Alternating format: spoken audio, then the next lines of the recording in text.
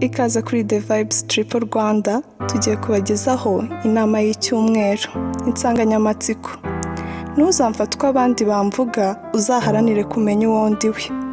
Burya uburozi bubi ni amagambo. Mbere yo kumenya nubanza ukambwirwa n'abandi, iteka uzambonamo ishusho y'uko bamvuze. Naho nagukorera icyiza kizaganzwa na cya kibi bakubwiye. Hari uzamvuga agendeye ku mateka yahashize, nyamara narahindutse. Hari uzamvuga agendeye ku rwango mfitiye mu mutima, ariko nyamara njye nta mutima mubi. Nshuti yanjye, umuntu mwiza uzamubwirwa n'ibikorwa akora, kuko igiti cyiza ukibwirwa n'imbuto cyera, si amababi yacyo. Niyo mpamvu tudakwiye gucira urubanza igitabo tugendeye ku gifuniko cyacyo, tutazi ibyanditsemo imbere.